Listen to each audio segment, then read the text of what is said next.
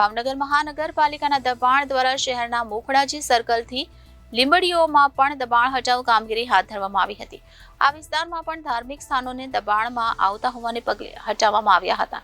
ભાવનગર શહેરમાં મહાનગરપાલિકાએ અનેક દબાણમાં આવતા ધાર્મિક સ્થાનો હટાવ્યા છે, ત્યારે મોખડાજી સર્કલથી લીંબડીઓમાં પણ નાની ધાર્મિક ડેરીને પણ હટાવવાની કાર્યવાહી હાથ ધરવામાં આવી હતી. જોકે આ સમયે લોકોના ટોળા પણ એકત્રિત થઈ ગયા હતા. આમ છતાં મહાનગરપાલિકાએ પોતાની કાર્યવાહી ચાલુ રાખી હતી. ભાવનગર મહાનગરપાલિકા દ્વારા મેગા ડિમોલેશનની કામગીરી હાથ ધરવામાં આવી હતી, જેમાં શહેરના બોર તળાવ ધોબી સોસાયટીમાં પણ મોટી કાર્યવાહી કરાઈ હતી. અગાઉ મનપા દ્વારા આ વિસ્તારમાં ગેરકાયદેસર દબાણો અંગે નોટિસ અપાઈ હતી, પરંતુ નોટિસ બાદ પણ લોકો દ્વારા સ્વૈચ્છિક દબાણો દૂર કરવામાં આવ્યા ન હતા, જેથી ભાવનગર મહાનગરપાલિકા દ્વારા શહેરના વિવિધ વિસ્તારોમાં થયેલા ગેરકાયદેસર દબાણો હટાવવાની ઝુંબેશ યથાવત રાખવામાં આવી હતી. જેમાં ભાવનગર શહેરમાં મહાનગરપાલિકાના દબાણ હટાવ સેલની ટીમ દ્વારા ઘોઘા ચકાતનાકા પછી શહેરના લીંબડીઓ વિસ્તારમાં આવેલ હનુમાનજીનું મંદિર પણ તોડી પાડવામાં આવ્યું હતું.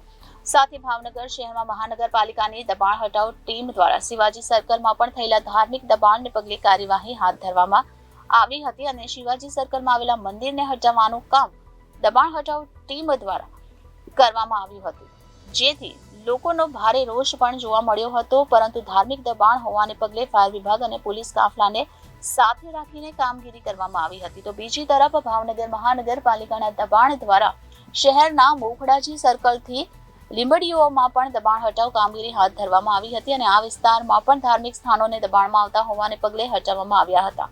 ભાવનગર શહેરમાં મહાનગરપાલિકાએ અનેક દબાણમાં આવતા ધાર્મિક સ્થાનો હટાવ્યા છે, ત્યારે મોખડાજી સર્કલથી લીંબડીઓમાં પણ નાની ધાર્મિક ડેરીને પણ હટાવવાની કાર્યવાહી હાથ ધરી હતી. જોકે આ સમયે લોકોના ટોળા પણ એકત્રિત થઈ ગયા હતા.